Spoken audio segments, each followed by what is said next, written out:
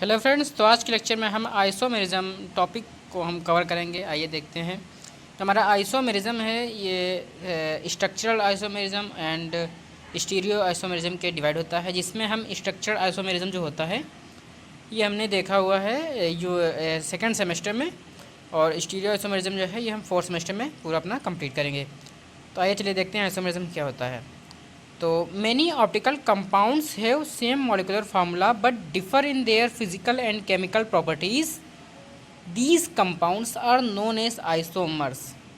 कह रहे हैं कि बहुत सारे जो ऑप्टिकल कंपाउंड्स होते हैं जिनके पास मॉलिकुलर फार्मूला सेम होता है एंड वो उनकी जो फिज़िकल और केमिकल प्रॉपर्टीज़ होती है वो डिफरेंट होती हैं। ठीक है, तो ऐसे कंपाउंड जिनका मॉलिकुलर फार्मूला सेम होता है और उनकी फ़िज़िकल केमिकल प्रॉपर्टीज़ जो होती हैं वो डिफरेंट होती हैं, ऐसे कंपाउंड जाने जाते हैं आइसोमर, जाने जाते हैं आइसोमर नाम से जाने जाते हैं, आइसोमर्स होते हैं। ठीक है, and this phenomena is known as isomerism. और ये फिनोमिना जो होता है ये आइसोमेरिज्म के नाम से जाना जाता है। तो क्लासिफिकेशन क्या होता है आइसोमेरिज्म का? तो जो आइसोमेरिज्म हमारा होता है ये टू टाइप का होता है, मतलब कि दो भागों में डिवाइड किया गया था। पहला होता है स्ट्रक्चरल आइसोमेरिज्म एंड दूसरा होता है स्टीरियो आइसोमेरिज्म। तो हमारा जो स्ट्रक्चरल आइसोमेरिज्म होता है इसे हमने सेकंड सेमेस्टर में कंप्लीट कर लिए थे। ठीक है, तो मतलब स्ट्रक्चरल आइसोमेरिज्म होता है ये होता है 5 टाइप का। इसे फर्दर डिवाइड किया जाता है 5 टाइप में। ठीक है, ये होता है chain isomerism, position isomerism, functional isomerism, metamerism and tautomerism. फिर जो हमारा स्टीरियो आइसोमेरिज्म होता है ये 2 टाइप का होता है। पहला होता है कॉन्फिगरेशनल आइसोमेरिज्म एंड सेकंड होता है कॉन्फॉर्मेशनल आइसोमेरिज्म। जो हमारा कॉन्फिगरेशनल आइसोमेरिज्म होता है ये फर्दर 2 टाइप का होता है। ये होता है optical isomerism and geometrical isomerism. ये हम ब्रॉड तौर पे एक बाहरी तौर पे देख रहे हैं आइसोमेरिज्म का क्लासिफिकेशन। अब देखते हैं तो आखिर चेन आइसोमेरिज्म जो इसके डिवाइडेड होते हैं होते क्या हैं। तो पहला हमारा आता है स्ट्रक्चरल आइसोमेरिज्म। तो in this isomerism compounds have same molecular formula but different in structure. As result of these they have different properties. कह रहे हैं कि इस आइसोमेरिज्म में जो हमारे कंपाउंड्स होते हैं उनके पास जो उनका मॉलिकुलर फार्मूला होता है वो सेम होता है। ठीक है, लेकिन उनका जो स्ट्रक्चर होता है वो डिफरेंट होता है, जिससे कि क्या होता है उनकी जो प्रॉपर्टीज़ होती हैं, केमिकल हो गया, फिजिकल प्रॉपर्टीज़ जो होती हैं वो भी डिफरेंट होती हैं। Compounds having same molecular formula but different structural formula are called as structural isomer. कह रहे हैं कि ऐसे कंपाउंड जिनके पास सेम मॉलिकुलर फार्मूला है लेकिन उनका स्ट्रक्चरल फार्मूला डिफरेंट है वो स्ट्रक्चरल आइसोमर्स कहलाते हैं। On this phenomena is known as structural isomerism. और ये जो फिनोमिना होता है इसे हम स्ट्रक्चरल आइसोमेरिज्म कहते हैं। Structural isomerism is classified into 5 types. जो क्लास स्ट्रक्चरल आइसोमेरिज्म होता है ये 5 टाइप का होता है। ठीक है, 5 टाइप का होता है। तो पहला होता है chain isomerism, means compounds are having same molecular formula but different in chain structure is known as chain isomers and this phenomena is known as chain isomerism. Means जो हमारे कंपाउंड्स हैं उनके पास मॉलिकुलर फार्मूला सेम है but different in chain structure, लेकिन उनका जो chain structure है वो डिफरेंट है। तो ऐसे मॉलिक्यूल जो होते हैं, ऐसे कंपाउंड जो होते हैं उन्हें हम चेन आइसोमर्स कहते हैं। और ये फिनोमिना जाना जाता है चेन आइसोमेरिज्म से। तो हम एक एग्जांपल लेते हैं पेंटेन का। ठीक है, तो एक नॉर्मल पेंटेन जो होता है, एक पेंटेन है उसके पास 3 आइसोमर्स उसके होते हैं। पहला होता है नॉर्मल पेंटेन जो कि एकदम सिंपल चेन में है, CH3 CH2 CH2 CH2 CH3, 5 carbon है, नॉर्मल पेंटेन हो गया। फिर आता है सेकेंड आता है आइसोपेंटेन। इसमें क्या होता है कि 2 मेथिल ब्यूटेन कह सकते हैं। ठीक है ना, इसे आइसोपेंटेन को हो या फिर 2 मेथिल ब्यूटेन बोल सकते हैं। ये हमारा सेकंड कार्बन पे CH3 लगा हुआ है, मतलब हैं तो 5 लेकिन ये आइसो फॉर्म में है। फिर आता है नियोपेंटेन, मीन्स एक कार्बन से 3-4 कार्बन जुड़े हुए हैं ना, इसे नियोपेंटेन बोलते हैं। तो इसके ये आइसोमर्स हैं। ठीक है, फिर हमारा सेकंड आता है पोजीशन आइसोमेरिज्म। ठीक है, तो compounds are having same molecular formula but different in position of functional group is known as position isomers. कह रहे हैं कि कंपाउंड जो है उसके पास मॉलिक्यूलर फार्मूला सेम है, लेकिन जो हमारा फंक्शनल ग्रुप लगा हुआ है उसकी पोजीशन बदल रही है। ठीक है, तो ऐसे कंपाउंड्स को हम पोजीशन आइसोमर्स कहते हैं और ये फिनोमिना जान जाता है पोजीशन आइसोमरिज्म में। तो ऐसे हमारे पास ये है प्रोपेनॉल। प्रोपेनॉल नॉर्मल प्रोपेनॉल है तो वो भाई तो नंबर 1 पे लगा हुआ है हमारा हाइड्रोक्सी ग्रुप, एन इसी का आइसोमर है, ये पोजीशन आइसोमर है। तो यहाँ पे जो है जो हमारा हाइड्रोक्सी ग्रुप है ये सेकंड कार्बन पर लगा हुआ है। ठीक है, तो इसे बोलते हैं 2 प्रोपेनॉल। पहला हो गया 1 प्रोपेनॉल, सेकंड हो गया 2 प्रोपेनॉल। फिर नंबर 3 पे आता है फंक्शनल आइसोमेरिज्म।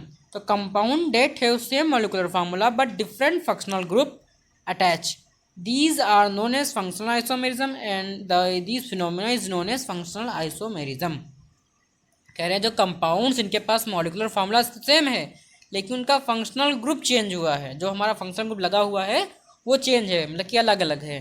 ठीक है, तो ऐसे कंपाउंड जाने जाते हैं फंक्शनल आइसोमर्स के रूप में एंड ये फिनोमिना जाना जाता है फंक्शनल आइसोमेरिज्म के रूप में। जैसे हमारे पास ये है कि एल्डिहाइड और एसीटोन जो है इनका मॉलिक्यूलर फार्मूला सेम होता है, लेकिन इनमें जो है इनमें जो होता है ये जो ग्रुप होता है, एक में एल्डिहाइड ग्रुप होता है दूसरे में कीटोन ग्रुप होता है।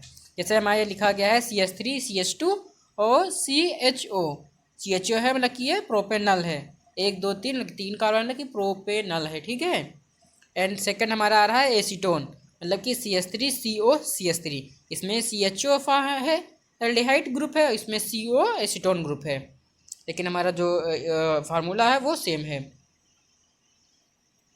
फिर हमारा आता है नंबर 4 पे metamerism. This type of isomerism arises due to presence of different alkyl chain on each side of functional group. कह रहे हैं कि ये जो हमारा आइसोमेरिज्म होता है ये जो हमारा एल्किल चेन होती हैं फंक्शनल ग्रुप के दोनों साइड में, ठीक है, वो डिफरेंट होती हैं। और नंबर 5 पे हमारा आता है टॉटोमेरिज्म। ठीक है, तो compounds that are having same molecular formula but change in the position of proton hydrogen in structure is known as tautomerism. कह रहे हैं कि कंपाउंड जिनके पास मॉलिक्यूलर फार्मूला सेम है लेकिन चेंज हो रही है हाइड्रोजन की जो हमारी पोजीशन है प्रोटॉन की वो स्ट्रक्चर में, तो उसे बोलते हैं तो उसे कंपाउंड को बोलेंगे आइसोमर एंड फिनोमिना को बोलेंगे आइसोमेरिज्म। ठीक है, जैसे कि हम ले रहे हैं ये पहला हमारा CH3 CO CH3 है, मतलब कि कीटो फॉर्म ऑफ एसीटोन है। ठीक है, और यही इनोल फॉर्म ऑफ एसीटोन है। इसमें क्या हुआ कि जो हमारा डबल बॉन्ड O से लगा हुआ था वो वहाँ पे टूटेगा एक और वहाँ पे जाके H लग जाएगा, OH हो जाएगा, और वही डबल बॉन्ड कार्बन और कार्बन के बीच में आ जाएगा, तो इसे बोलते हैं इनोल फॉर्म ऑफ एसीटोन। फिर आते हैं हम सेकंड टाइप ऑफ आइसोमेरिज्म के ऊपर, वो है स्टीरियो आइसोमेरिज्म। यहाँ पे STEREO है। ठीक है, REOISOMERISM। ठीक है, मतलब कि stereo isomerism. It is a form of isomerism in which molecules have the same molecular formula but same structural formula है, मतलब कि मॉलिक्यूलर फार्मूला भी सेम है स्ट्रक्चर फार्मूला भी सेम है but different in arrangement of atom group in space. मतलब कह रहे हैं कि जो अरेंजमेंट होगा एटम और ग्रुप्स का वो चेंज होगा, डिफरेंट होगा, है ना। इस एग्जांपल के लिए हम देख रहे हैं 1,2 डाइक्लोरोएथेन। ठीक है, तो ये कार्बन कार्बन डबल बॉन्ड लगा हुआ बीच में एंड ऊपर दोनों तरफ H लगा हुआ है एंड नीचे दोनों तरफ Cl लगा हुआ है। ठीक है, तो ये इस फॉर्म को बोलेंगे सिस 1,2 डाइक्लोरोइथेन। ठीक है, और इसका दूसरा फॉर्म एक है, ये है, इसमें क्या है कि कार्बन कार्बन के बीच में डबल बॉन्ड लगा हुआ है और इसका इस साइड में जो कार्बन है इसमें नीचे Cl लगा हुआ है और ऊपर H लगा हुआ है, और इधर जो सेकंड साइड में जो है उसमें ऊपर Cl लगा हुआ है नीचे H लगा हुआ है, इसे बोलेंगे ट्रांस 1,2 डाइक्लोरोइथेन। ठीक है, अब ये स्टीरियो आइसोमेरिज्म होता है, ये फर्दर 2 टाइप में डिवाइड होता है। ठीक है, पहला होता है कन्फर्मेशनल आइसोमेरिज्म। ठीक, तो कन्फर्मेशनल आइसोमर्स क्या होते हैं? These are inter convertible stereo isomers.